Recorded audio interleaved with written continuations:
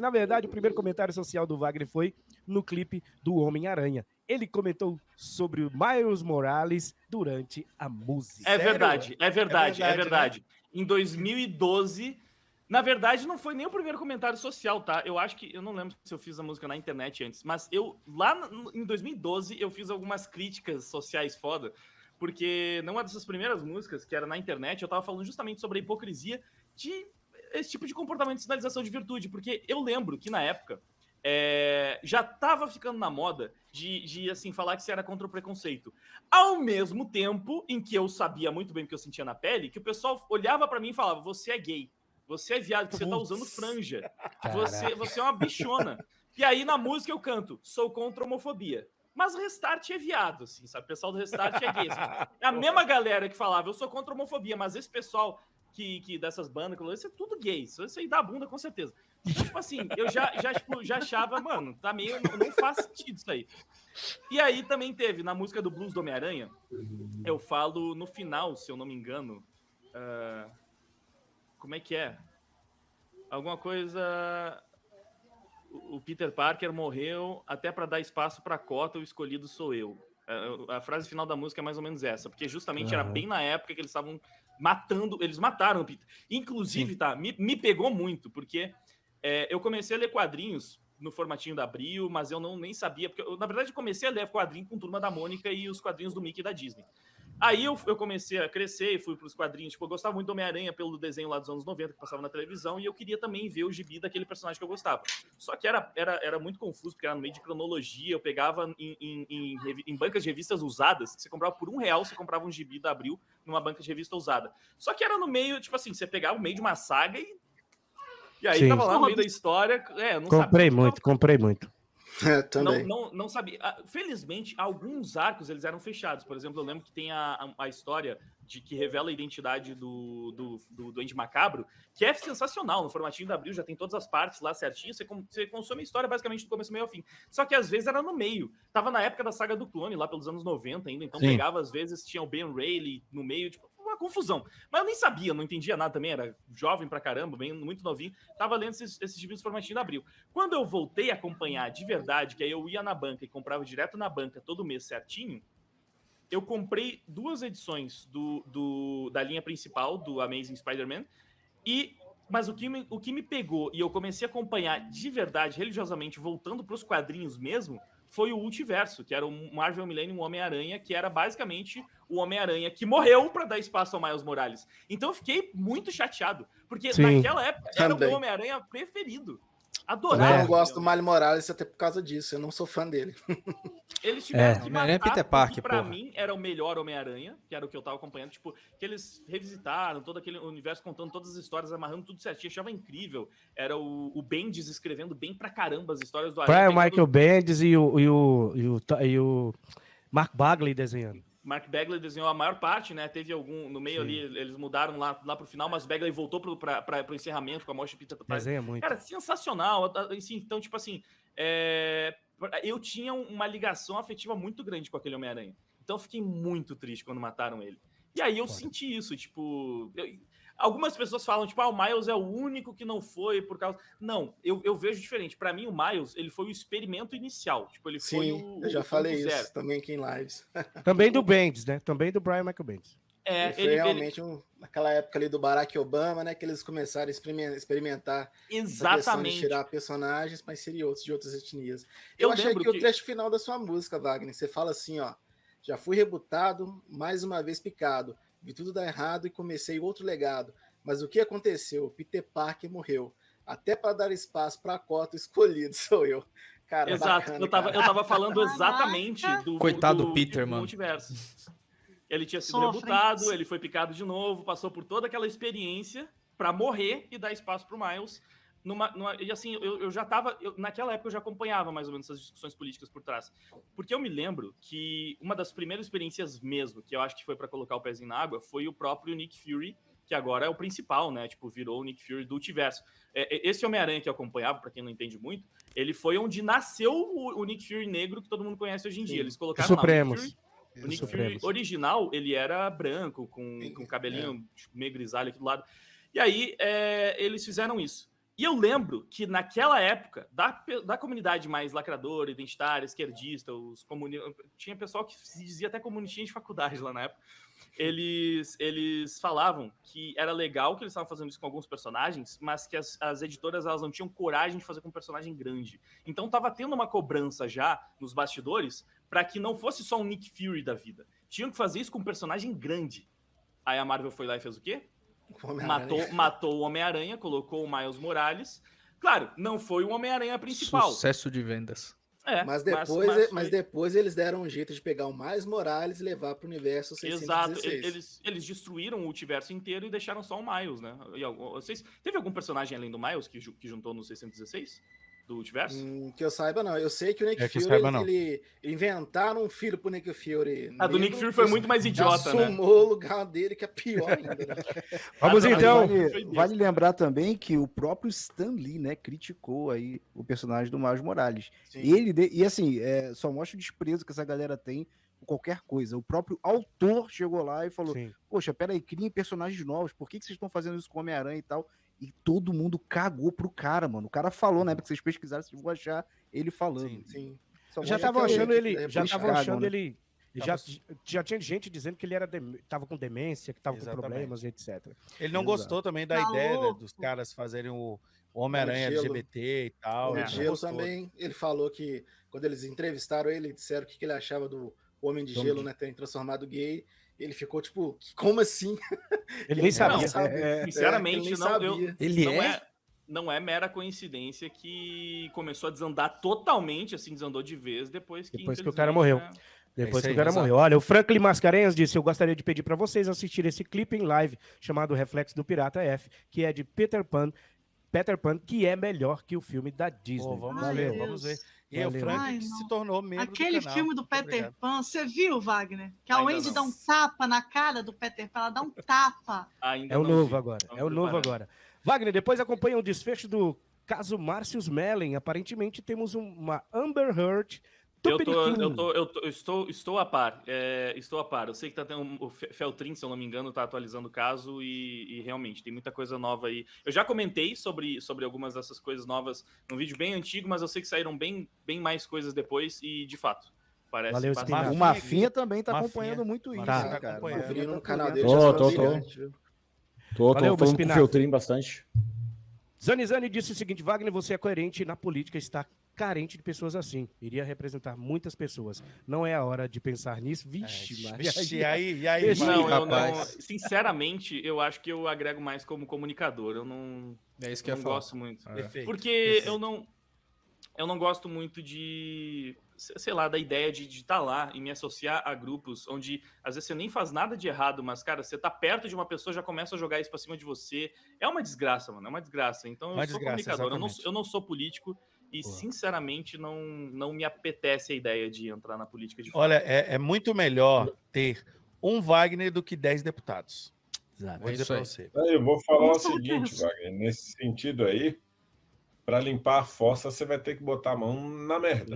Então, não, eu concordo que é importante que pessoas com caráter entrem na política. Isso, a gente precisa disso. Sim. Só que tem que ser uma pessoa que realmente queira aquilo, que tenha a vocação. Missão. Ela tem que ter a vocação, entendeu? Então, acho que é uma das coisas que o brasileiro carece muito na nossa cultura, que é entender a sua vocação, saber para que você é feito. Então, as pessoas aqui no Brasil não têm muito isso. Inclusive, o Olavo de Carvalho escreve muito bem sobre vocação. Galerinha aí que não gosta muito do Olavo, mas procura sobre vocação, vocês vão ver que o velho tinha razão. Wagner, meu querido, a gente já estava falando, né, a respeito um pouquinho aqui da parte da cultura, né, principalmente agora dos últimos anos, que a gente falou aí da questão da Marvel nos quadrinhos, inserção ali do Miles Morales e afins, aí de repente começou a mexer com os outros personagens já estabelecidos, e aí com a Fórmula Marvel revolucionando aí o blockbuster, fazendo bilhões ali para casa do ratão, outras empresas começaram a querer fazer a mesma coisa e agora a gente está vendo uma verdadeira decadência, eu diria, na cultura ocidental aqui, está em ruínas, né? Diante desse fator, você que é fã de animes e tal, você percebeu, creio eu, que teve uma ascensão muito grande, certo? Da cultura oriental em cima aqui do ocidente. Seja com os mangás, seja com os animes, agora até mesmo o dorama aí tá sendo um dos principais fatores aí que nego não cancela a Netflix e tal. Então, aí eu pergunto para você, meu querido, como você vê essa ascensão, né, dessas produções orientais tomando cada vez mais espaço, certo? Dentro agora da indústria aqui no Ocidente? Cara, eu acho que é basicamente a confirmação de tudo que a gente fala. É claro que o povo clama por esse tipo de conteúdo, por esse tipo de produção que não é recheada de discurso ideológico do começo ao fim, que não é produzida para te passar uma mensagem, para empurrar uma mensagem goela abaixo. Bom, na verdade, o próprio mercado, ele vai nos dando cada vez mais provas disso. Obviamente, todo mundo aqui já está careca de saber do caso bombástico do Top Gun Maverick, que foi uma grande confirmação também desse fenômeno. Eu não sei se eu vou estar pulando uma pauta se eu começar a falar sobre, mas porque tem a ver com a pergunta que a menina mandou antes no Superchat, porque o meu medo só é o quanto que a Disney realmente está preocupada com o seu valor de mercado, com o dinheiro, porque a gente também sabe que esses caras, eles têm outras formas de ganhar dinheiro, tipo uns George Soros da vida, assim. Tipo, o dinheiro, ele entra de outras formas que não só através do próprio mercado mesmo. Através da, E claramente o desejo ali é pelo poder, por sabe, realmente fortalecer o grupo deles, o lado deles, e com isso vender a sua narrativa, colocar isso na cabeça das pessoas, fazer com que que o plano deles está dando tão certo que o Oriente inteiro, basicamente, foi tomado pela esquerda. O identitarismo conseguiu. Olha o cenário do Oriente hoje em dia, sabe? Praticamente todos os países têm um governo de esquerda no comando. E a principal pauta que eles utilizam para chegar na população é justamente a pauta identitária. Mais do que qualquer coisa. Cara, as últimas eleições aqui no Brasil era basicamente isso, sinalização de virtude. Praticamente já nem se falava mais de economia. Beleza, tinha os escândalos de corrupção, essas coisas assim, mas era aquela pauta identitária de sinalização de virtude do começo ao fim, batendo muito nessa tecla, porque hoje isso é um dos maiores poderes que se tem dentro da política. E eles conseguiram consolidar esse poder através do meio cultural.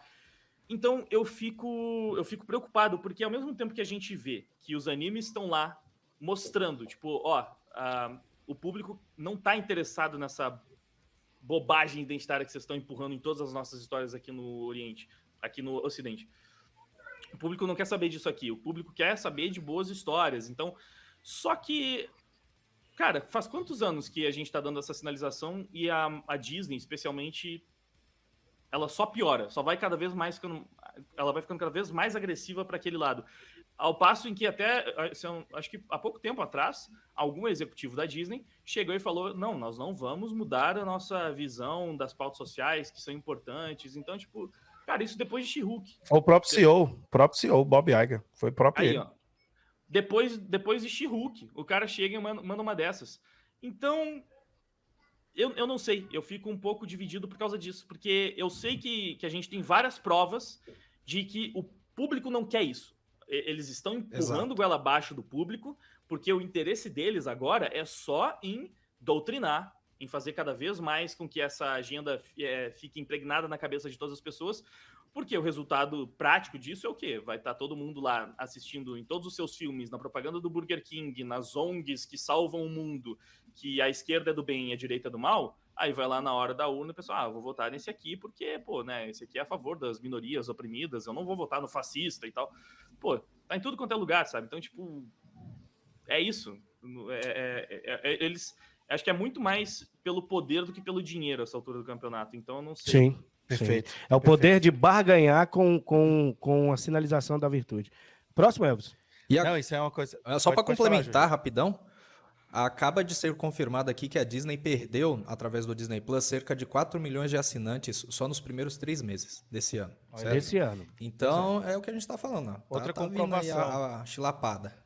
Não, e isso que a questão a essa altura do campeonato, é impossível que eles não saibam que eles não estão no caminho certo se eles querem mais audiência. Eles sabem. Não tem como eles não saberem disso. Não tem como. Eles sabem que se eles fizessem... Cara, os live actions da Disney são a maior prova disso. Os primeiros que foram produzidos Pô, você teve ali a Cinderela e a Bela e a Fera, foram os 2 primeiros. Foram sucesso de bilheteria, sucesso de crítica. Ninguém esperava que aqueles primeiros filmes fossem bater 1 milhão de bilheteria, sabe? Tipo, foram sucessos estrondosos. Top 10 maiores bilheterias daquele ano que foram lançados. Remakes dos filmes clássicos, porque eles eram praticamente iguais aos filmes clássicos. No que eles começaram a mudar, pegaram a Mulan e tiraram o Mushu, tiraram tudo quanto é coisa, não corta mais cabelo e tal, tipo, porque foram começando a mudar um monte de coisa. Pô, já começou a ir mal. E aí, a cada nova versão vai pior. Então, daí tem o Pinóquio, que vai mal. Parece que agora o Peter Pan mesmo tá sendo fracasso de crítica. Terrível. Então, cada vez tá piorando. Eles sabem, cara. É só olhar pro próprio produto deles. Pô, lá atrás, quando a gente tava fazendo igualzinho, tava todo mundo adorando. Agora que a gente tá mudando tudo pra passar ideologia, tá todo mundo odiando. Qual é o caminho? Os caras não são trouxa pra não perceber, sabe? Então, caso... Mas esse é o ponto. Esse é o ponto. Eles preferem poder, porque sabem que a mensagem é muito mais importante do que a bilheteria, do que a grana. Eles sabem que manipular as pessoas... Mas quem tá pagando essa conta? Quem tá errado é o público. É porque ESG. Essas empresas, elas têm acesso ao dinheiro que pessoas comuns, empresas comuns não têm acesso. Exato. Tem o lobby, tem o governo, o próprio governo Biden tem aí um planejamento gigantesco financeiro. Existem várias maneiras deles receberem dinheiro. E outra coisa, a empresa ainda sustenta, ainda aguenta, eles têm muito dinheiro no caixa. Mas vamos torcer, falando, né? Também tem o ponto de que a gente está falando que eles estão rasgando dinheiro de propósito, de caso pensado e tudo mais. Mas aí, talvez a questão seja, o quanto isso está calculado. Porque com certeza eles já entenderam que essa produção aqui, a gente está rasgando dinheiro nela. Agora, será que está no risco calculado que eles estão pensando ou está pior? Porque eles ainda estão bebendo da fonte dos sucessos recentes dos tempos áureos em que eles estavam justamente entregando clássicos para as pessoas. Então, eles ainda estão bebendo da fonte das primeiras fases do MCU, eles ainda estão bebendo da fonte dos primeiros live actions da Disney, eles ainda estão bebendo dessa fonte onde tudo que a Disney fazia era sucesso.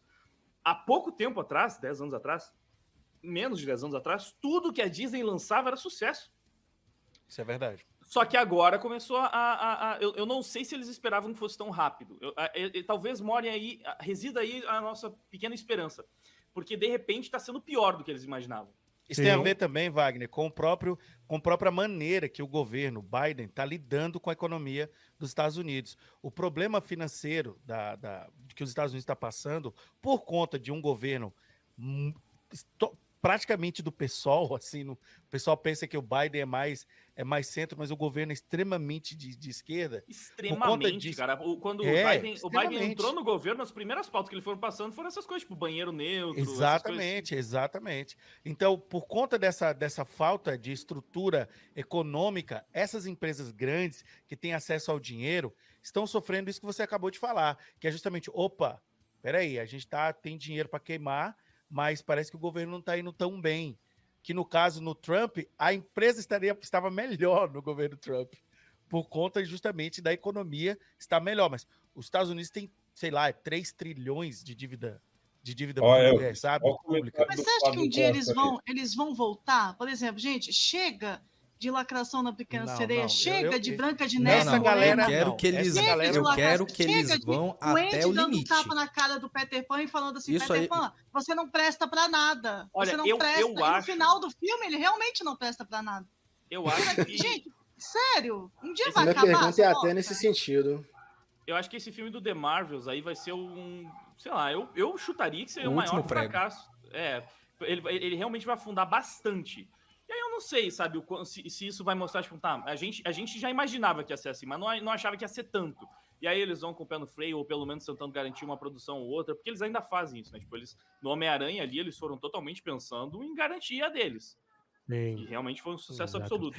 Então, mas assim, você percebe que eles não estão tão preocupados com dinheiro quando simplesmente a Disney decide comprar uma briga com o governo da Flórida, onde fica o seu principal parque, e aí eles começam a, tipo, sabe, por quê? Comprar uma briga direta com o governo. Ali eles estão brigando na política. O problema não é ideologia, o problema não é dinheiro, não, o problema é ideologia.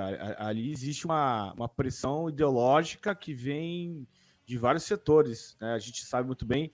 por exemplo, a BlackRock, né? Todo mundo conhece a BlackRock, famosa Pedra Negra aí. Pedra Ela é uma das... Pedra Preta. É uma das grandes acionistas da Disney, né?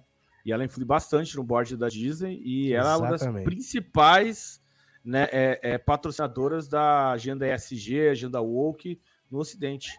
Né? Se for puxar essas penas, sai um monte de galinha, viu?